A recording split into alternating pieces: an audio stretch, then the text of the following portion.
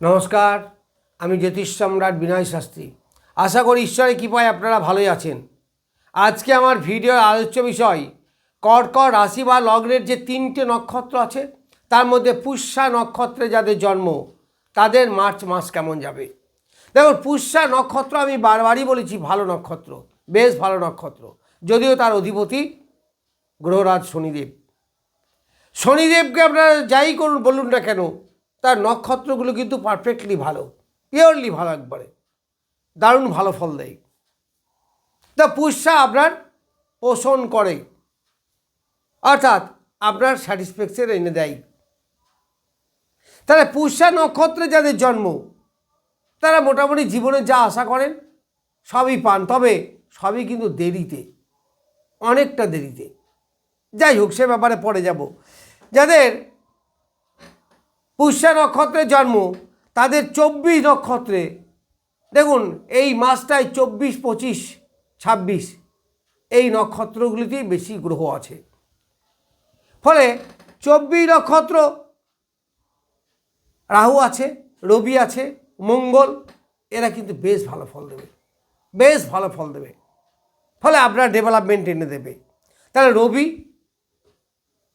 আপনার দ্বিতীয় পতি, তাহলে অর্থ উপার্জন ভালো হবে, পরিবারের মধ্যে একটা সুসম্পর্ক বৃদ্ধি হবে।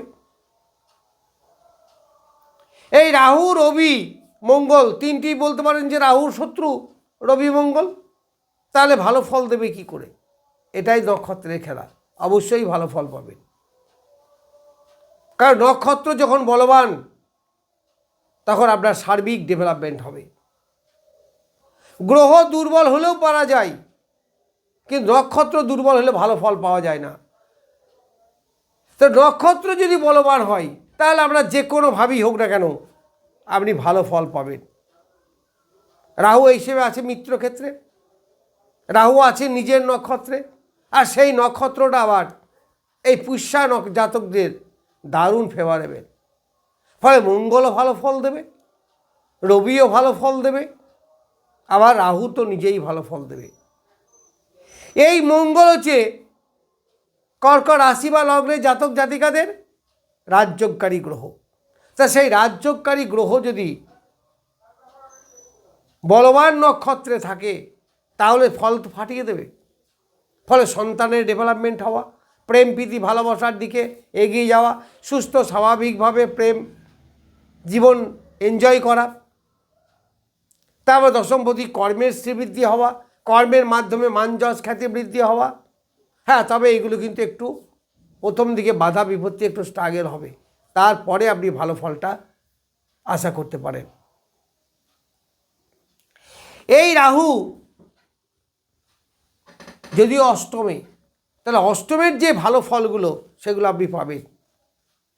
যেমন কোনো প্রাপ্তি, হঠাৎ প্রাপ্তি, লটারি, শেয়ার মার্কেট বা পূর্ব কোনো অর্থের অধিকারী, মৃত ব্যক্তির সম্পত্তি, এইগুলো আপনার পাওয়ার যদি সম্ভাবনা থাকে তাহলে আপনি এই সময় পেতে পারেন। প্রাইভেট পার্টে যদি আপনার কোনো রোগ থাকে, শরীরে কোনো গোপন অঙ্গে যা ধরা পড়ছিল না, যা এতদিন বুঝতে পারছিলেন না, সেইগুলো আপনার এখন ডিটেক্ট হবে এবং তা কিওর হবে। এই অষ্টম থেকে যারা অকাল সায়েন্সের ব্যবসা করেন বা অকাল সায়েন্সের সঙ্গে জড়িত তাদের প্রচুর ডেভেলপ হবে। যারা সুদের ব্যবসা করেন, যারা লয়ার, যারা অ্যাস্ট্রোলজার, এদের কিন্তু ব্যাপক উন্নতি লাভ হবে এই সময়ে, যদি আপনার ভালো দশা বা কোনো বলবান গ্রহের দশা চলে, তবে অবশ্যই। এই 26 নক্ষত্রে দুটো গ্রহ আছে। এক নম্বর হচ্ছে শুক্র, আবার শুক্রের তুঙ্গ ক্ষেত্র এটা, আবার শনিদেব নিজে, আবার ওই পুষ্যা শনিদেবেই নক্ষত্র। স্থানটা কিন্তু ভাগ্যস্থান। ফলে ধর্মের প্রতি আসক্তি বৃদ্ধি, পিতৃদেবের শরীর স্বাস্থ্য ভালো, এইগুলো আপনারা পাবেন।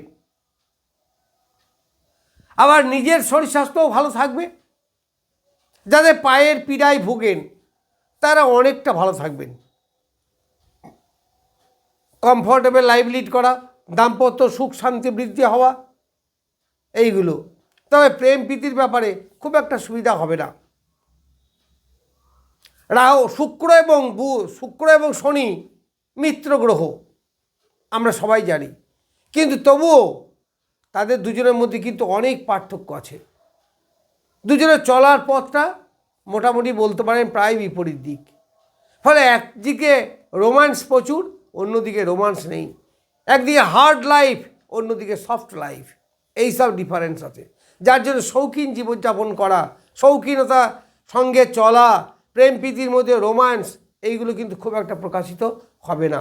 তবে ধর্মের প্রতি আসক্তি অনেক বৃদ্ধি হবে। তীর্থ ভ্রমণ এই সময় করতে পারেন, তা খুব ভালো হবে। পিতার শরীর স্বাস্থ্য মোরাললেস ভালোই যাবে। গুরুজনদের সঙ্গে সুসম্পর্ক, টিচারদের সঙ্গে সুসম্পর্ক বৃদ্ধি হবে এবং তাদের কাছ থেকে আপনি অনেকটা বেনিফিটেড হবেন। যারা স্টুডেন্ট হায়ার এডুকেশন আছেন, master degree and above, at least graduation, তাদের কিন্তু প্রচুর উন্নতি হবে।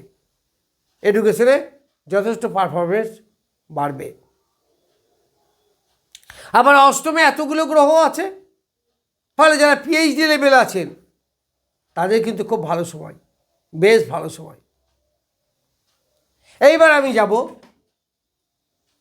বৃহস্পতি। বৃহস্পতি আছে 7 নক্ষত্রে। তাহলে 7 নক্ষত্র মানে বেশ ভালো, বেশ ভালো ফল দেবে আপনাকে, দারুণ ভালো ফল দেবে। তাহলে বৃহস্পতি দ্বাদশে থেকে যদি দারুণ ফলাফল দেয়, তাহলে আপনার দাম্পত্য জীবনে যথেষ্ট ভালো সময়, শান্তিতে ঘুমের একটা জায়গা। যারা রোগগ্রস্ত অবস্থায় হসপিটালাইজেশন বা কোনো বন্দি লাইফ জীবনযাপন করছেন, সেখান থেকে মুক্তি লাভ পাওয়া, একটা সৎ উদ্দেশ্যে ব্যয় বৃদ্ধি হওয়া।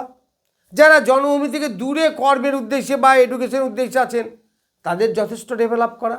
মানে এক কথায় বলা যেতে পারে যে মার্চ মাস পুষ্যা নক্ষত্রে কিন্তু বেশ ভালো সময়। আমি অশ্লেষা আনবো, অবশ্যই দেব। এইবার এই স্থানটা যে দ্বাদশ স্থান, দ্বাদশ মানে বিদেশ। ফলে যারা বিদেশে আছে জন্মভূমি থেকে দূরে, তাদের কিন্তু যথেষ্ট ডেভেলপ এই সময় করবে। কর্মের উন্নতি হতে পারে, নতুন কর্ম পাওয়া, কর্মের উদ্দেশ্যে বাইরে যাওয়া এবং সেখানে সেটেল হয়ে যাওয়া, এগুলো কিন্তু আপনাদের হবে। কর্মের পরিবর্তন, এগুলো লক্ষ্য করা যায়। এছাড়া বলা যায় দ্বিতীয় স্থানে আছে আপনার কেতু। সে আছে কত? শুক্রের নক্ষত্রে। শুক্রের নক্ষত্র মানে